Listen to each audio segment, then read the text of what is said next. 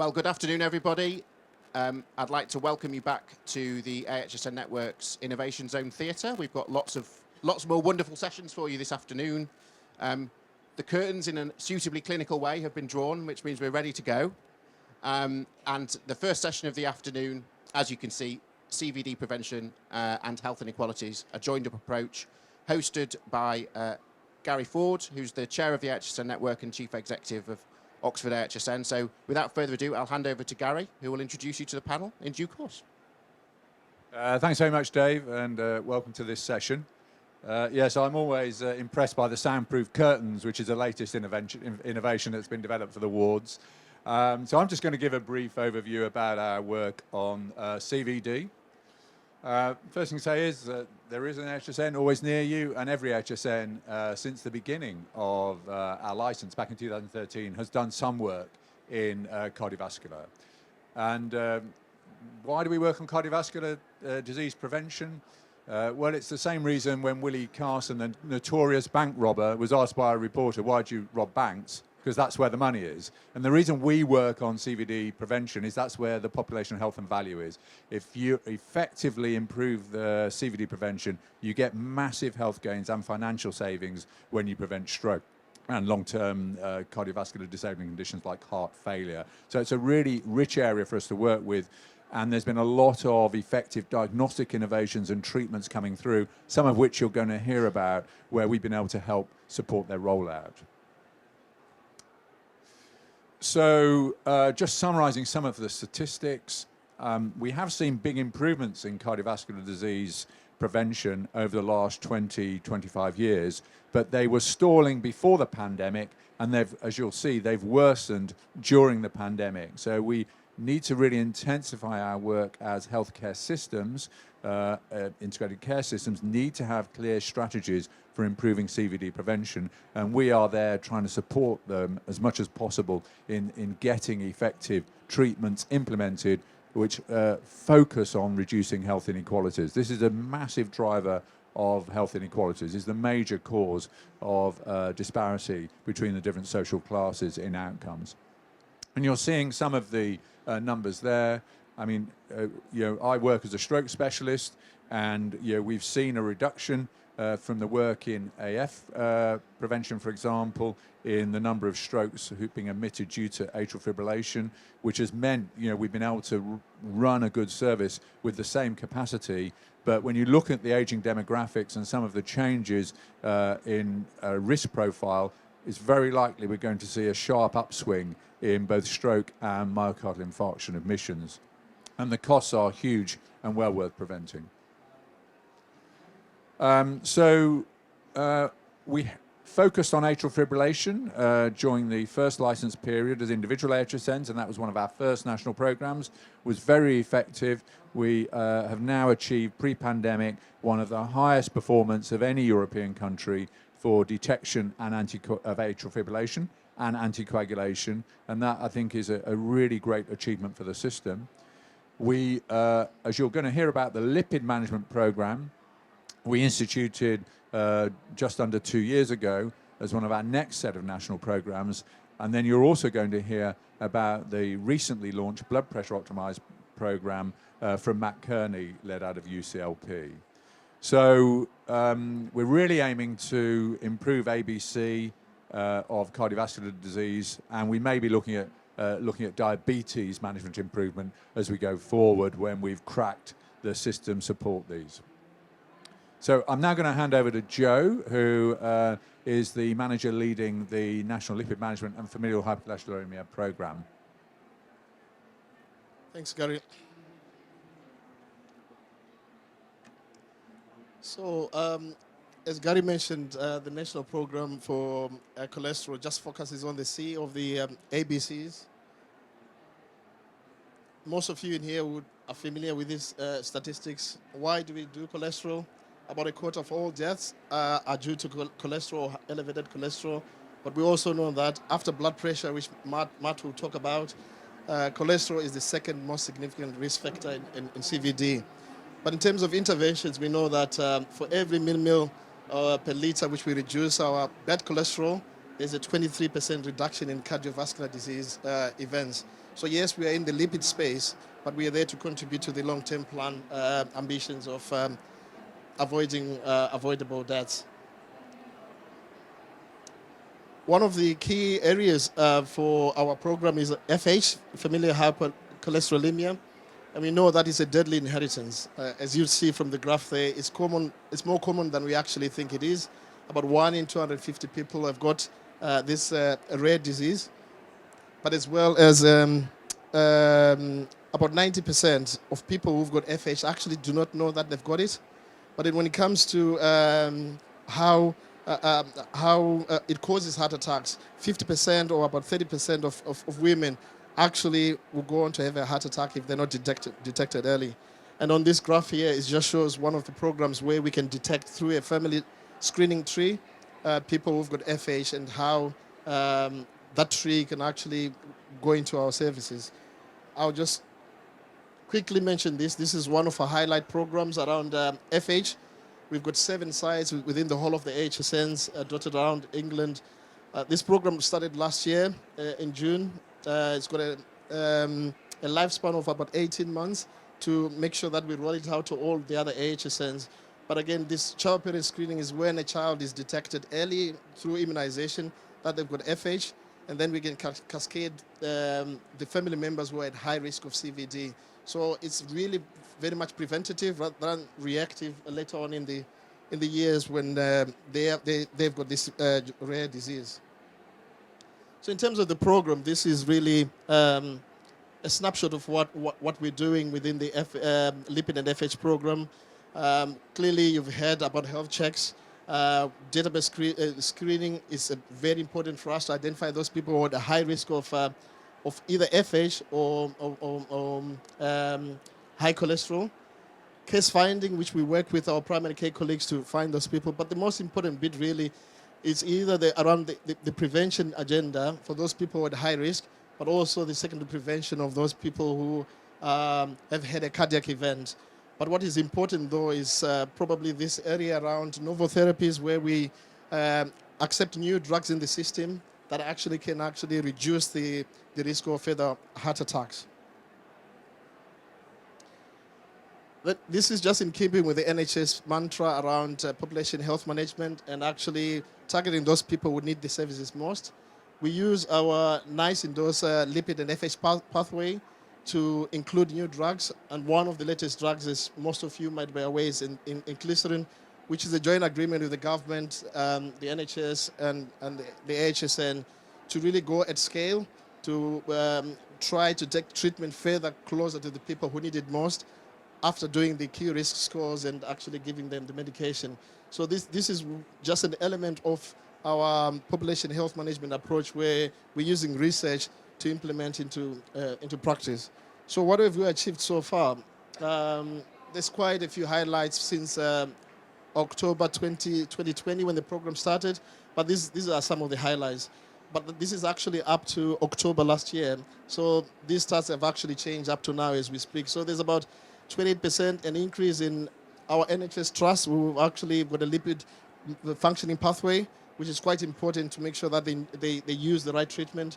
There's also quite an increase, about 34% increase in lipid services in the trust. We know that they're not geographically proportionate to our population, but that increase really helps to get closer to the patients who need it most. And the last bit there is just about the FH service, which I've mentioned before. This time last year, we hardly had as much as what we've got now in terms of FH. I'll just mention this. We've got our brochure here, which has got pretty much what we're talking about the program. So feel free to take a brochure when we finish. I'll hand over to Matt, actually. Thanks, Joe. And please do raise your hands if you can't hear, because the acoustics in here are suboptimal, as we might say. So please, as the microphone drifts away, please do let me know. So Matt Kearney, I'm Executive Clinical Director at UCL Partners and a GP. So have we got the slides on? So I'm going to talk very briefly about the blood pressure optimization program. And the blood pressure optimization program is all about doing things differently in primary care.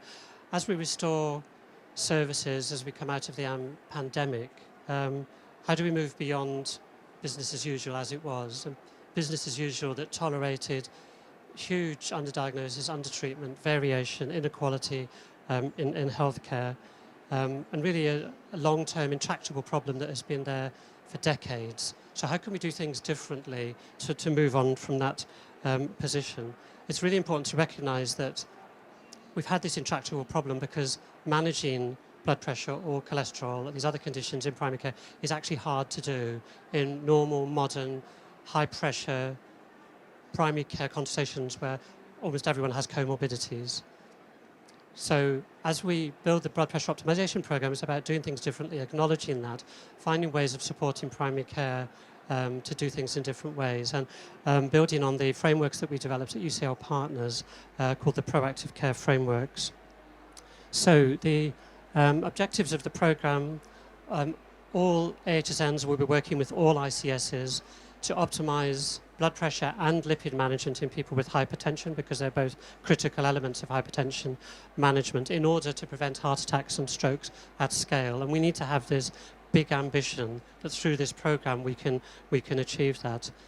It'll be achieved by helping primary care to do things differently, so using the proactive care frameworks, but other models where they are being used locally to support primary care transformation in order to deliver blood pressure optimization.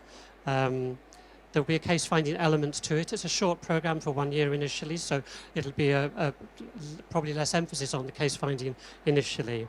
And we're very much targeting health inequalities in the approach that we're taking. And I'll just introduce Kate Phillips, who's sitting there, who's the National Programme Manager, and can take all of your questions at the end. So I won't do this slide in detail, but just to show you the broad framework. And if you go onto the website, you'll be able to find a lot of information about the framework approach. But the heart of it is that centre line, doing things differently. First of all, stratify your population. We've built searches for EMIS and System 1 that stratify into those groups. So as a GP or my team, we can work out who do we need to prioritise and who can we safely phase to later. So we'll find people with blood pressure that's very high, down to patients whose blood pressure is relatively normal, who don't have to be prioritised. But that allows us, and in that includes age and comorbidity and ethnicity, as well as blood pressure levels. And then that goes down to the boxes at the bottom. That's what we do as clinicians. So we assess the patient, look at comorbidities, optimise their care. But much of the innovation is in this upper box, using the wider workforce to support us to do things differently. So to take on the stuff that historically we've not done very well as GPs. So support for education, self-management, behaviour change, helping patients by accessing British Heart Foundation or Heart UK websites to get fantastic information so they can understand what is blood pressure, why does it matter to me, what can I do about it, what's cholesterol, etc. Teaching patients, helping patients to buy a blood pressure machine that's affordable and valid if they don't get a free one, and teaching them how to use the blood pressure machine. All the really important stuff if patients are going to self-manage, but also brief interventions around smoking, physical activity, etc. So that's the broad framework approach. Health inequalities are going to be at the heart of this, because we know cardiovascular disease is one of the principal drivers of health inequalities, accounts for 1/4 of the life expectancy gap between rich and poor. Following the core 20+5 approach, we've prepared data for every AHSN so that local ICSs can, wherever they might be rolling this out across all their PCNs, but they can specifically target practices that have patients in the 20% most deprived population and patients whose practices are in the bottom 20% for optimization of blood pressure. So that 20+20 approach. But the second way in which this approach can help to begin addressing health inequalities is through supporting patients in a more holistic and proactive way. So with staff such as healthcare assistants or wellbeing coaches, helping to activate patients, that terrible word, but supporting patients to understand their conditions, etc. There's a whole list of resources. I won't go through the list, but on the website you'll see there are a whole bunch of resources, including implementation guides, case studies and training frameworks to support use of the proactive care frameworks, as well as a whole load of digital resources for staff and for clinicians. You may well have seen the size of the prize which we developed recently. There's one for every ICS in the country. It builds on one we developed previously in NHS England. This just focuses on blood pressure and uses the most up-to-date data we have, so that's QOF data at this stage. But on the left there, it shows the QOF position before the pandemic, how many patients had their blood pressure optimized, and then you see the dip. It's about a 20-point drop. We see all across the country in optimization of blood pressure. So as a minimum for QOF recovery, we need to be getting back up to that 70%. This is for England as a whole. And you can see the middle text there under COVID-19 disruption. That quantifies just how many patients are not recorded as having a normal blood pressure during that time and how many strokes and heart attacks we might see happen if we don't get back to that QOF recovery position. But we've gone beyond that. So not setting targets, but setting ambition levels for every ICS to aspire to. So to improve from 70 to 74, 77 and 80%, with a calculation at each ambition level, just how many strokes and heart attacks will be prevented and how much money will be saved. And you can see the numbers are huge. Over England, in 3 years, 12,000 heart attacks, strokes prevented, £100 million saved if we get up to that 80%. So I'm going to pass over to Sean now, but just to finish off, I think we need to be going into the blood pressure optimization program acknowledging that it's only a year. We need to try and get it to be longer and to continue the work after that. But there's a huge opportunity to be ambitious. We should all be very ambitious about this because we're at a time of mega change and GPs, even GPs, are up for change at the moment. So we can push hard at that door. So thanks very much, and I'll hand over to Sean.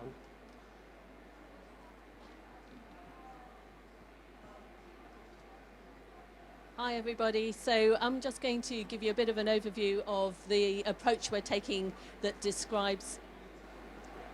Hello? Yes? Is that better? Okay.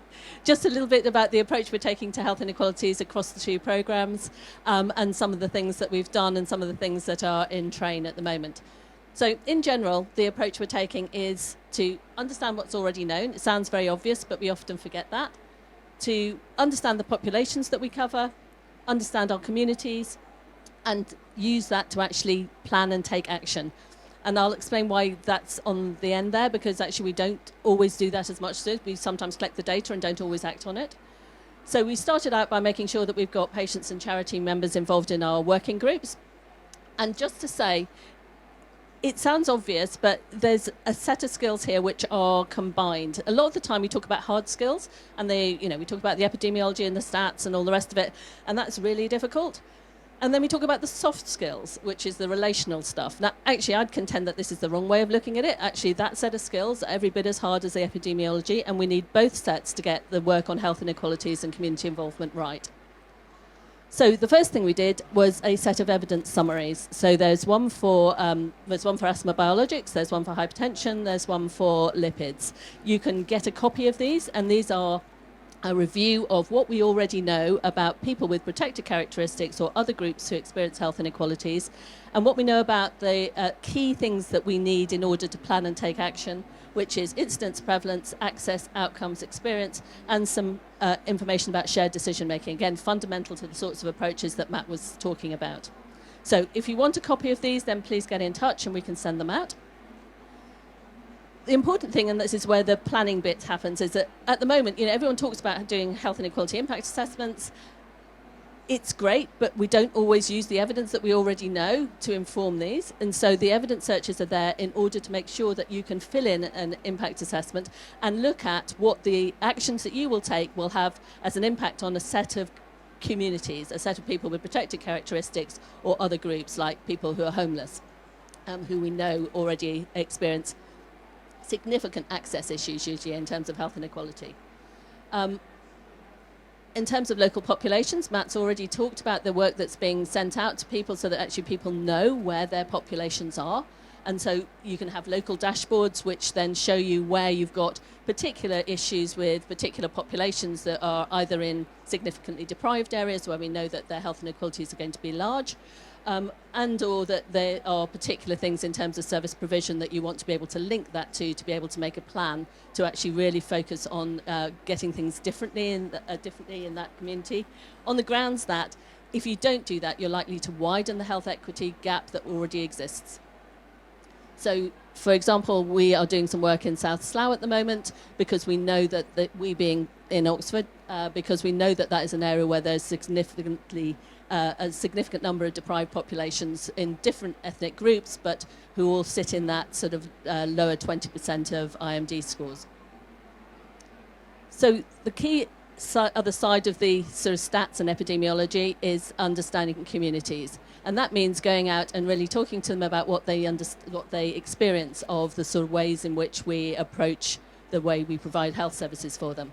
So we ran a couple of workshops with patients and clinicians and used a thematic approach to take the outcome of that to develop the resources for people to use. And again, using what we already knew, we took an approach which said, if we know that there's a problem with adherence, let's use the research literature to say, how do we create resources that buy into what we know from the communities and from the research literature. And we have a set of resources that will be sent out. This is an example of one of the leaflets that we've got, and there's an animation that goes alongside it. So that's great in terms of the general communities. We also wanted to do some focused work with communities where we know that health equity is a problem and access in particular is a problem. So we're doing some work with the Polish community in Birmingham, South Asian communities in London, and then some broad communities in South Slough, as I mentioned. And again, those are going out to the communities and using community connectors to design what we do with the communities. So in Birmingham, we've been working with a community charity, and they have a Saturday morning school for kids to teach them Polish. 400 children go. The parents came. We used an approach where they got honey and apples if they filled in our questionnaire. So we got 120 questionnaires from people who would never fill in a questionnaire if I then approached them. So it's about getting the community connectors to create that work with us. Lastly, making sure that we have equity as a measure of what we do. This is very early days, but the AHSN Network now has an outcomes framework, and that outcome framework includes equity as a key domain. And the idea is that you take those domains and you apply them to different populations, whether that be patients or systems or innovators, and say, what is it we really want the outcome to be? Not what is it that we can measure at the moment? And then you start to say, actually, how do we measure this? And do we do that with existing data sets, with bespoke data sets, or with modeling? So that's a very quick canter through what we've been doing. And please do get in touch if you want any more information.